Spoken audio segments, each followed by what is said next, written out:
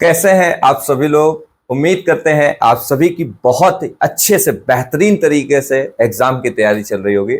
और इस तैयारी में चार चांद लगाने के लिए मैं विशाल पांडे, आपका दोस्त, आपका भाई, आपका टीचर, आपके सामने एक नए वीडियो के साथ और बेहतरीन से क्वेश्चन, ऐसे क्वेश्चन जो एग्जाम के पॉइंट ऑफ व्यू से इंपॉर्टेंट है, उनको लेकर आया हूं।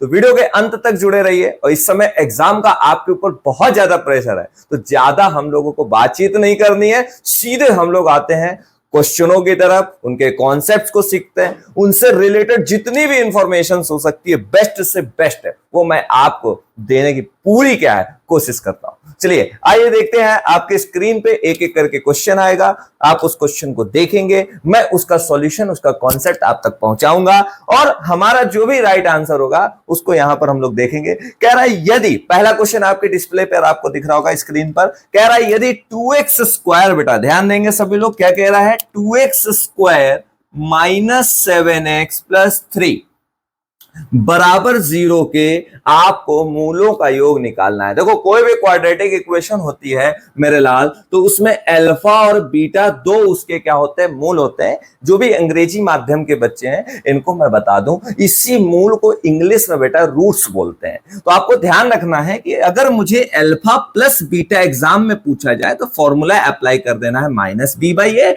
और अल्फा इंटू बीटा पूछा जाए तो मुझे फॉर्मूला अप्लाई कर देना है सी बाई ए। बहुत सिंपल है। कभी कभी क्या होता है कि आपसे ना अल्फा प्लस बीटा पूछता है, ना आपसे अल्फा इंटू बीटा पूछता है। तो इस केस में आपसे कहेगा कि क्वाड्रेटिक इक्वेशन क्या होगी, तो अल्फा गिवन होगा, बीटा भी गिवन होगा, तो आप क्वाड्रेटिक इक्वेशन क्या बताएंगे, द्विघात समीकरण क्या बताएंगे, x square minus alpha plus beta x plus alpha into beta बराबर 0। सपोज मान लीजिए एग्जाम्पल के लिए अल्फा आपका 3 है और बीटा आपका 4 है। मैंने इस बार आपसे अल्फा बीटा नहीं पूछा, मैंने इस बार आपसे पूछा कि भाई क्वाड्रेटिक इक्वेशन क्या होगी। तो सिंपल सी बात है, अब यहां पर अल्फा की वैल्यू, बीटा की वैल्यू, दोनों का ऐड करेंगे कितना आएगा, 7 आ जाएगा, 7x हो जाएगा। दोनों का मल्टीप्लाई करेंगे कितना आ जाएगा, 12 आ जाएगा, बराबर 0। आपको पक्का 4 ऑप्शन में कहीं ना कहीं ये जरूर मिलेगा, उसको टिक कर दीजिएगा, 4 नंबर आपके हो जाएंगे। तो यहां पर आइए देखते हैं जरा इस क्वेश्चन में। तो बहुत सिंपल है, कह रहा है अल्फा प्लस बीटा बताना है, मूलों का योग बताना है। तो मूलों का योग क्या होता है, माइनस बी बाई ए, ये आपका बी होता है। तो माइनस 7 अपॉन ए की वैल्यू कितनी हो गई, 2, तो 7/2 बेटा आपका क्या होगा, राइट आंसर होगा। आप सभी लोग अपनी स्क्रीन पर देखिए, क्या कहीं पर 7/2 दिख रहा है, बिल्कुल दिख रहा है। ऑप्शन ए आपका क्या होगा, राइट आंसर होगा। ऑप्शन ए को आप सभी बच्चे क्या कर दीजिए, टिक कर दीजिए।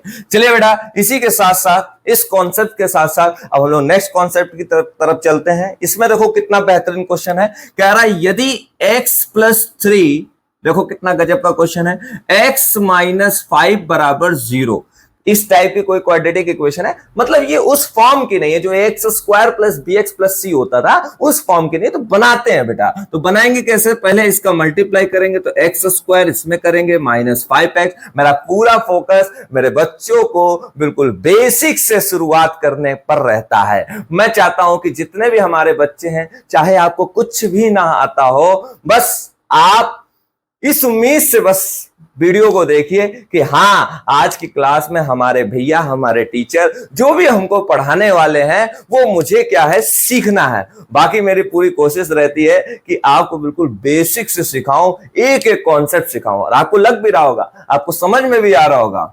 अगर आपको ऐसा लगता है कि मैं आपकी कहीं ना कहीं एग्जाम में थोड़ी सी मदद कर रहा हूं, बहुत सारे यूट्यूबर्स हैं, आप सबकी वीडियो देख रहे हो, लेकिन आपको लगता है कि आपके एग्जाम में थोड़ी सी मदद अगर मैं कर रहा हूं, तो वीडियो में अपना प्यार जरूर दीजिएगा, जिससे मुझे अगली नेक्स्ट वीडियो के लिए एक मोटिवेशन मिले। तो ये हो जाएगा एक्स स्क्वायर माइनस 5x, 3 का करेंगे तो कितना आ जाएगा, 3x, माइनस 15 बराबर कितना हो जाएगा, 0। तो यहां से हो जाएगा x square minus 2x minus 15 बराबर 0। फिलहाल हमसे क्वेश्चन में क्या कह रहा था कि मूलों का हमको क्या बताना है, गुणनफल बनाना है, मीन्स अल्फा इंटू बीटा बताना है। फॉर्मूला क्या होता है, सी बाई ए, सी की वैल्यू यहां से उठाई माइनस 15, ए की वैल्यू यहां पर 1 है। तो इस तरीके से हमारा जो आंसर होगा वो क्या होगा, अल्फा इंटू बीटा का माइनस 15 होगा। क्या बताइए, कोई ऑप्शन आपको ऐसा दिख रहा है जहां पर माइनस 15 है? बिल्कुल है बेटा, ऑप्शन ए आपका क्या होगा, राइट आंसर होगा। चलिए इसी के साथ साथ हम लोग नेक्स्ट क्वेश्चन की ओर चलते हैं। बहुत सारे क्वेश्चन हैं आप सबके लिए लेकर आए हैं, आप सभी लोग वीडियो में जुड़े रहिए। आपका एग्जाम बहुत अच्छा जाएगा। पिछली 3 वीडियोस को और देखिए, 3 वीडियो और इस वीडियो को देखने के बाद आपके सारे कॉन्सेप्ट लगभग क्या है कंप्लीट हो जाएंगे और आप एंट्रेंस में अच्छा स्कोर करेंगे। कह रहा है यदि log 10 लिखा है और 0.001 लिखा है, कह रहा है इसका मान बताना है। बेटा देखो पॉइंट में 10 और 0.001, देखो पॉइंट की कुछ खासियत बता दूं आपको। पॉइंट को अगर तुम लेफ्ट साइड ले जाते हो तो पावर कैसी आती है, निगेटिव आती है 10 पर, और अगर राइट साइड ले जाते हो तो पावर कैसी आती है, पॉजिटिव आती है। जैसे मान लीजिए 0.1 लिखा है तो हम इसको लिख सकते हैं 10 की पावर -1। क्यों? क्योंकि पॉइंट को हम आगे ले गए हैं ना, एक डिजिट आगे, तो इसको हम क्या लिख सकते हैं 10 की पावर -1। ऐसे ही 0.01 लिखा है तो हम इसको 2 डिजिट पॉइंट को आगे ले जाएंगे तो 10 की पावर क्या लिख सकते हैं -2। ऐसा समझना होगा, बहुत सारे बच्चे कंफ्यूज रहते हैं। तो बेटा 1/10 होगा ये, और ये 1/100 होगा। तो आप देख सकते हो 0.01 आएगा और ये 0. क्या आएगा, 1 आएगा। तो पॉइंट को हम 1 के आगे ढकेलते हैं, ठीक है। तो जब हम पॉइंट को 1 के आगे ढकेलेंगे तो कितने डिजिट आगे ढकेला जाएगा, 3 डिजिट। लॉग में क्या हो गया, बेस 10 और 10 की पावर माइनस क्या हो गया 3। अब आपको इतना पता होना चाहिए कि लॉग में जो माइनस होता है वो कहां चला जाता है, आगे मल्टीप्लाई में। तो -3 log 10 और बेस में 10, और log 10 बेस 10। याद रखिएगा जितने भी बच्चे लॉग के आगे जो लिखा है वही उसके बेस में लिखा है, तो हमेशा इसका मान कितना होता है, 1। तो बेटा यहां से इसकी वैल्यू कितनी हो जाएगी, 1। -3 का मल्टीप्लाई 1 में करिए, कितना आ जाएगा, -3। आप देखिए आपके पास ऑप्शन आ रहे होंगे, आप बताइए क्या कहीं पर कोई ऐसा ऑप्शन है जिसमें -3 हो? बिल्कुल है बेटा, राइट आंसर आपका देखिए सी नंबर ऑप्शन जो है इसमें देखो कितना है, -3 है। तो इसका राइट आंसर हमारा क्या हो जाएगा, -3 हो जाएगा। चलिए आइए देखते हैं, नेक्स्ट क्वेश्चन की तरफ चलते हैं, एक एक क्वेश्चन को समझते हैं। बहुत सारे बच्चे परिमाप को लेकर परेशान रहते हैं कि भैया ये परिमाप क्या होता है। तो देखो बेटा हम पहले आपको इसका कॉन्सेप्ट क्लियर करते हैं। कोई भी, चाहे त्रिभुज हो चाहे चतुर्भुज हो, कोई भी आपका शेप हो, आप परिमाप को लेकर बेटा कभी परेशान ही ना हुआ करो। परिमाप का मतलब होता है कि हम कहीं से शुरू करेंगे अपनी जर्नी, वैसे ही बाउंड्री चलते आएंगे और यहीं पर जैसे खत्म हो गए तो हम कितना चलकर आए। जैसे मान लो ये समबाहु त्रिभुज है, तो ये ए है, ये भी ए है और ये भी है, तो इसके परिमाप का सूत्र क्या हो गया, इसका परिमाप ए चला फिर ए चला फिर ए चला, कितना आ गया, मतलब एक प्रकार से यात्रा, जर्नी, वॉकिंग के लिए निकले हैं, ठीक है। तो a + a + a। अगले क्वेश्चन में देखो क्या कह रहा है, कह रहा है एक त्रिभुज की भुजा कितनी है, 12 सेंटीमीटर, 12 दी है। तो त्रिभुज है, समबाहु है, तो समबाहु त्रिभुज की सारी भुजाएं एक जैसी होती हैं, तो 12 12 12 हो गए। कह रहा है इसका परिमाप कितना होगा। अभी मैंने आपको बताया 12 का मल्टीप्लाई 3 में कर दीजिए, 36 सेंटीमीटर इसका फाइनल आंसर होगा। आप बताइए क्या कोई ऐसा ऑप्शन है जहां पर 36 दिख रहा है? बिल्कुल भैया, ऑप्शन सी हमारा क्या है बेटा, राइट आंसर है। तो ऑप्शन सी को आप सभी लोग क्या कर दीजिए, टिक कर दीजिए। नेक्स्ट आते हैं, नेक्स्ट क्वेश्चन की तरफ आते हैं। कह रहा है, अच्छा क्वेश्चन से पहले एक कॉन्सेप्ट आपको बता दूं कि जैसे कोई भी 2 डिजिट है, उनका एचसीएफ आपने निकाला, उनका एलसीएम आपने निकाला, और वो 2 डिजिट, तो याद रखिएगा उन दोनों डिजिट का एलसीएम और एचसीएफ का मल्टीप्लाई और स्वयं वो दोनों डिजिट का मल्टीप्लाई आपस में क्या होता है, बराबर। तो कभी कभी क्या होता है, कुछ क्वेश्चन ऐसे होते हैं इनमें 4 में कोई एक वैल्यू गायब कर देगा।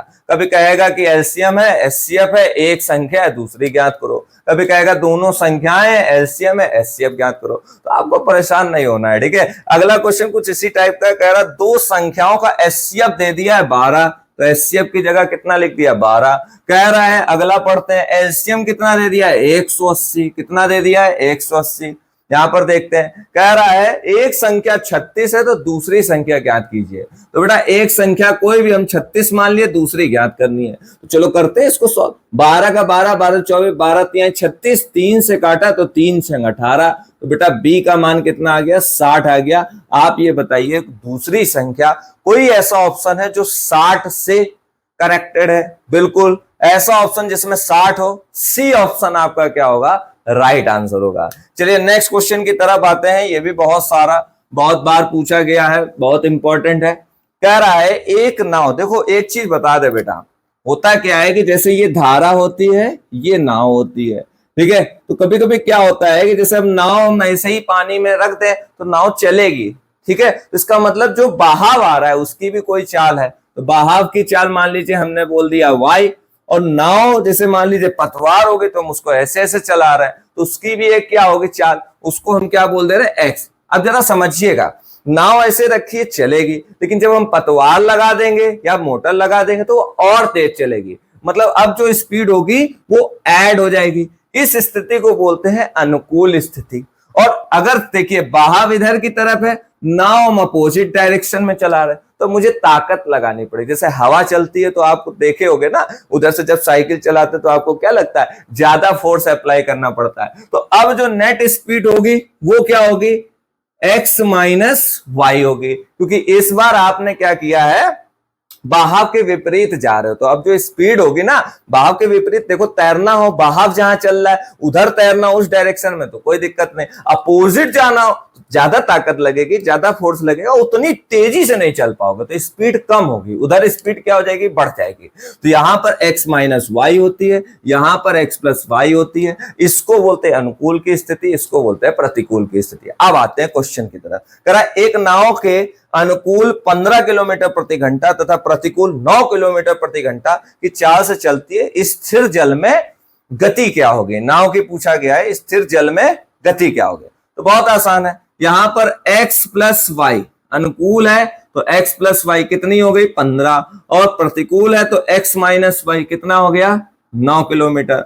आप इन दोनों को जोड़ दीजिए, कैंसिल हो गया, x कितना हो गया 2x, 15 और 9 कितना हो जाएगा 24, तो x की वैल्यू कितनी आ गई 12। क्या कहीं 12 दिख रहा है, बिल्कुल दिख रहा है, 12 किलोमीटर प्रति घंटा, क्योंकि नाव की चाल को हम लोग x बोल रहे हैं, धारा की चाल को y बोल रहे हैं, तो नाव की चाल कितनी हो गई 12। अगर धारा की पूछी होती तो इस x के मान को इसमें पुट कर देते, तो घटा देते, तो 15 में 12 चला जाता तो 3 किलोमीटर क्या होती धारा की चाल होती है। ठीक है, तो इस तरीके से ये भी हमारा ऑप्शन क्या है, कौन सा इसमें सही है बेटा। चलिए आइए देखते हैं, क्या कहीं पर कोई ऑप्शन ऐसा है जहां पर 12 दिख रहा हो। बिल्कुल बेटा, कौन सा ऑप्शन सही है, सी नंबर ऑप्शन क्या है आपका सही है। चलिए एक बार हम आपको बताया ना, मेरे पास कोई टीम नहीं है, तो हम यहाँ पर खुद ही वीडियो बनाते हैं, खुद ही रिकॉर्ड करते हैं, खुद ही एडिट करते हैं, सब कुछ खुद ही करते हैं। तो एक बार हम जरा चेक कर ले कि हमारी जो वीडियो है वो चल रही है, कहीं ऐसा तो नहीं कि हम बक बक बक बक कर रहे हैं और सामने से वीडियो क्या है पॉज हो गई हो या कट गई हो। तो बेटा बहुत अच्छा लग रहा है, क्योंकि अभी वीडियो क्या है चालू हालत। चलिए आगे बढ़ते हैं। आगे क्वेश्चन देखिए, ये भी बहुत ज्यादा पूछा जाता है। कह रहा है यदि 4 tan थीटा बराबर 5, तो आपको 2 sin theta plus 2 cos theta upon में 6 cos theta minus 3 tan sin theta की वैल्यू निकालनी। चलिए आइए क्वेश्चन को नोट करते हैं। कह रहा है 4 tan थीटा बराबर 3 दिया, तो बेटा यहां से tan थीटा की वैल्यू निकाल लो। थोड़ा स्मार्ट तरीके से इस क्वेश्चन को सॉल्व करा देते हैं, तो ये कितना आ जाएगा 3/4 आ जाएगा।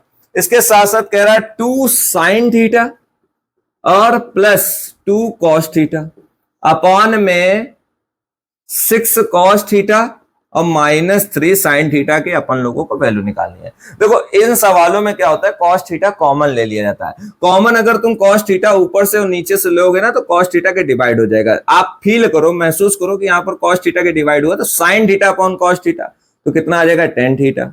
यहाँ पर cos थीटा का डिवाइड किया तो भाई 1 आएगा, यहाँ किया तो 6 आ गया, यहाँ किया तो कितना आ जाएगा 3 tan थीटा आ जाएगा। क्यों बेटा, अब आप मुझे ये बताइए कि tan थीटा का मान कितना है 3/4, तो 3/4 यहां पर रख दिया जाए तो कितना हो जाएगा 2 × 3/4 प्लस 2 अपॉन में 6 माइनस 3/4। अब आप इसको क्या कर लीजिए, सॉल्व कर लीजिए। तो यहां से 2 दूनी तो कितना हो गया 4, तो 3 2 दूनी 4/2। ठीक, यहां से कितना हो जाएगा 6 चौको 24 और माइनस 3 3 का 9/4, 2 से काट दो, 2 दूनी 4, ये ऊपर चला जाएगा 4 3 7 दूनी 14 और 24 में 8 चले, 24 में सॉरी बेटा कितना चले गए 9 चले गए, तो कितना बचा 15 और 9 कितना होता है 24। क्या कहीं पर 14/15 ऑप्शन दिख रहा है, क्या कहीं पर 14/15 ऑप्शन दिख रहा है, नहीं दिख रहा है, 3/4 हो गया। सॉरी बेटा हमने देखो गड़बड़ कर दिया, यहाँ पर आपका जो क्वेश्चन है उसमें 5/4 है, हमने कितना लिख दिया 3/4, तो हम लोग उसको क्या कर लेना सही कर लेना। इसी तरीके से करना। अगर जैसे कुछ बच्चे सोच रहे होंगे कि हमें इसको ट्रिकली सॉल्व करना है, तो ट्रिकली हम तुमको बता दें कि कॉस वाला टर्म गायब कर दो, जहां पर कॉस लिखा है उसको क्या कर दो, गायब कर दो, और जिस जिस जगह पे साइन लिखा है बस उस जगह पे 10 की वैल्यू पुट कर देना, अपने आप तुमको पता चल जाएगा कि इसकी वैल्यू क्या होने वाली है। तो ऐसे हम लोग ट्रिक की हेल्प से भी क्या है, क्वेश्चन को सॉल्व कर सकते हैं। अगला क्वेश्चन देखो, यहां पर अगले क्वेश्चन से पहले जुड़ा कॉन्सेप्ट बताते हैं, फिर आपको क्वेश्चन हम यहां पर क्लियर करते हैं। तो देखिएगा जरा अगले क्वेश्चन के लिए क्या कॉन्सेप्ट है कि अगर मेरे पास a sin theta plus b cos theta लिखा है, बहुत पूछा जाता है, अब मुझसे पूछा जाए इसका न्यूनतम मान, मुझसे पूछा जाए इसका अधिकतम मान, तो मैक्सिमम और मिनिमम वैल्यू निकालने के लिए रूट करना है। यहां पर जो भी नंबर लिखे हैं जैसे a स्क्वायर और b स्क्वायर कर देना है, यहां पर जो भी नंबर लिखे हैं उनका भी जैसे a square plus b square कर देना है। बस ध्यान रखना है कि यहां पर माइनस कर देना है, ये आपकी मिनिमम हो जाएगी, ये आपकी क्या हो जाएगी, मैक्सिमम हो जाएगी। बहुत आसान सा कॉन्सेप्ट है। अब क्वेश्चन आपको आपके स्क्रीन पर दिख रहा होगा, कह रहा है sine theta plus cos theta का न्यूनतम मान निकालना है। तो बहुत आसान है बेटा, हम अधिकतम भी निकाल के दिखा दे रहे हैं। तो यहां पर 1 लिखा है, 1 का स्क्वायर 1, 1 का स्क्वायर 1, माइनस लगा दिया, ये कितना आ जाएगा। पहली बात तो ये आपका राइट आंसर है, और मैक्सिमम पूछता तो कितना हो जाता है, 2 हो जाता, √2 हो जाता। तो अब आप देख सकते हैं यहां पर कौन सा ऑप्शन सही है। आप देखो यहां पर, अच्छा कह रहा किस थीटा पर होगा, तो थीटा पर बेटा इसके लिए तो थोड़ा सा मामला क्या है, बिगड़ेगा। फिलहाल आपके एग्जाम में थीटा वाला क्वेश्चन कम आएगा, ठीक है। आपको ध्यान रखना है यहाँ पर कि इसकी मिनिमम और मैक्सिमम वैल्यू कैसे फाइंड करनी है, वो मैंने आपको बता दी। फिलहाल आप लोगों ने, बहुत सारे बच्चे ऐसे होंगे जो 12th पढ़े होंगे, उनको पता होगा कि 12th में जो क्वेश्चन थे वो इस टाइप के आते थे।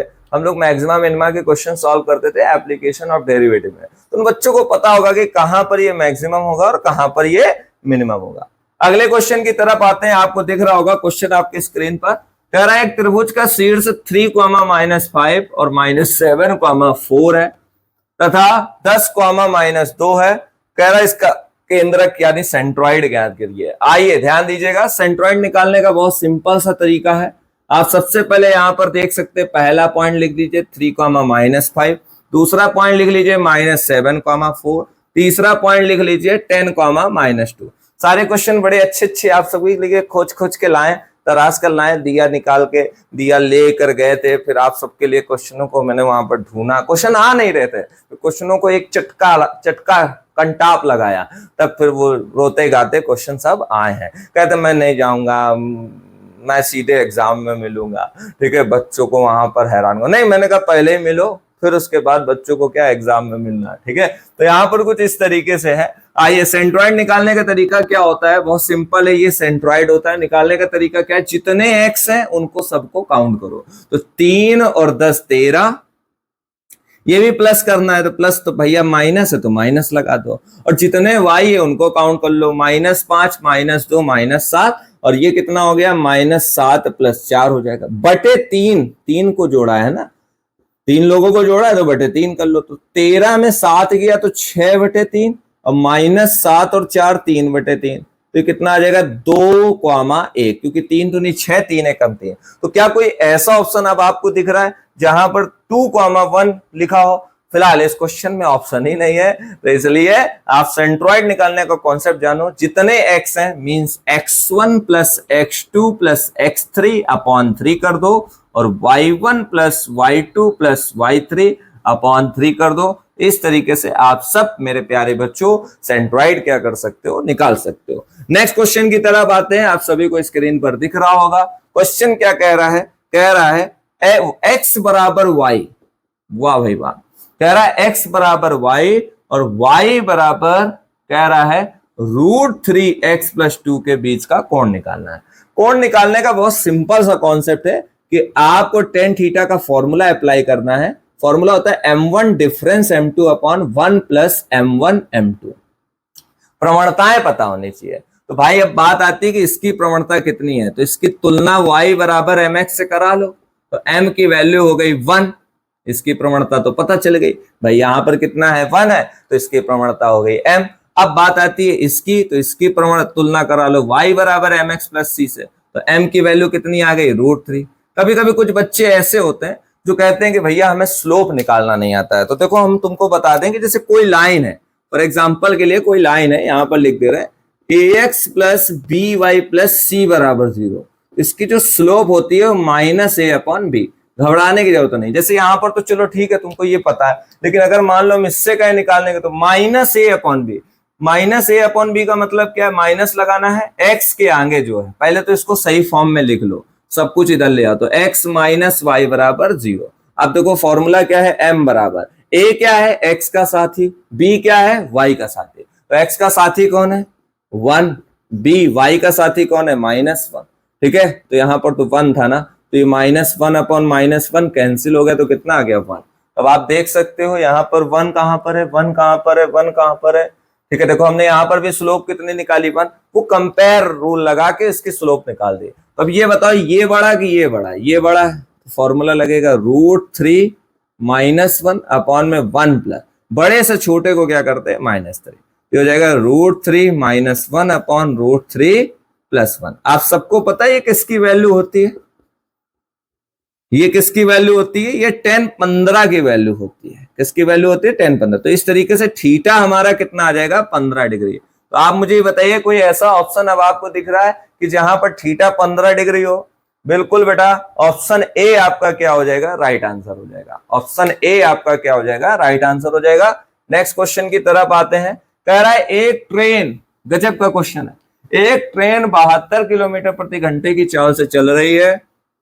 इस टाइप के क्वेश्चन बहुत आते हैं। कह रहा है 200, ये देखो सब डिस्टेंस में आता है, जैसे 250 मीटर है, ये सब डिस्टेंस में आएगा। ट्रेन की लंबाई जो एल है वो भी किस में आएगा, मान लो लंबाई हमने एक्स मान ली, क्या मान ली, वो भी सब किस में आएगा, डिस्टेंस में आएगा। ठीक है, इसी के साथ साथ क्या कह रहा है, कह रहा है 25 सेकंड में पार करता है, तो समय टी कितना हो गया, 25 सेकंड का हो गया। ठीक है, इसी के साथ साथ कह रहा है 72 किलोमीटर प्रति घंटे की चाल से चल रहा है, तो स्पीड कितनी है, 72 किलोमीटर प्रति घंटा है। तो इसको मीटर प्रति सेकंड में बदलने के लिए 5/18 का क्या करना पड़ेगा, गुणा करना पड़ेगा। तो यहां से काटेंगे, क्योंकि हमें तो मीटर में बताना है, हमें किस में बताना है, मीटर में आंसर देना है। तो 18 चौको 72, 20 मीटर प्रति सेकंड। ठीक है, तो ये हमने कैसे निकाल लिया, मीटर प्रति सेकंड में निकाल लिया। तो चाल बराबर क्या होता है, दूरी बटे समय। तो ये कितनी है, चाल 20, दूरी कितनी हो गई 250 + x, और समय कितना हो गया 25। तो यहां गया तो कितना बन जाएगा, ये 25 दूनी 50, 500, ये कितना हो जाएगा 250 + x। तो इस तरीके से यहां पर कर देंगे तो कितना आ जाएगा, -250 बराबर x। तो x कितना आ जाएगा, x कितना आ जाएगा 250 मीटर। कितना आ जाएगा 250 मीटर। तो ट्रेन की लंबाई कितनी आ गई, 250 मीटर आ गई। देखो कितना गजब का आंसर है।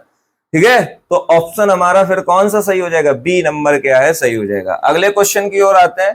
कह रहा है यदि किसी संख्या का 40% 20 है, वाह भाई वाह, संख्या का 40% 20 है, तो कह रहा संख्या ज्ञात करो। तो संख्या का 40% 20 के बराबर है, परसेंट हटा दोगे तो 100 का डिवाइड कर दोगे, तो यहां से कितना आ जाएगा, 0 0 कैंसिल, 2 दूनी 4, 2 से काट दिया 50, तो x की वैल्यू कितनी आ गई 50। तो यहां पर हमारा इसका सही आंसर, बिल्कुल शुद्ध आंसर, ओ माय गॉड, किसी संख्या का 40% 120 है, संख्या तो आ ही नहीं रही यार, संख्या तो बनी नहीं रही। 40% 120 है, कुछ गड़बड़ है बेटा, कुछ गड़बड़ है। 40% क्या है, अच्छा हमने 20 लिख दिया। चलो एक काम करते हैं यार, ये हमसे गलतियां हो जाती हैं कुछ कुछ छोटी छोटी। तुम लोग इसका आंसर हमें दो, फिर तुम लोग इसका आंसर दो। तुम 120 लिख देना, बताते भी नहीं हो कि हम 20 लिख रहे हैं कि 120 लिख रहे हैं। कह रहा है एक वृत्त की परिधि दी है, कितनी दी है 88 सेंटीमीटर, उसका क्षेत्रफल निकालना है। आ बेटा, परिधि क्या है 2πr, तो 2πr कितना दे दिया 88, पाई की वैल्यू कितनी हो जाएगी 22/7 गुणे r बराबर 88, काटेंगे तो 44 दूनी 88, तो r की वैल्यू कितनी आ गई 14।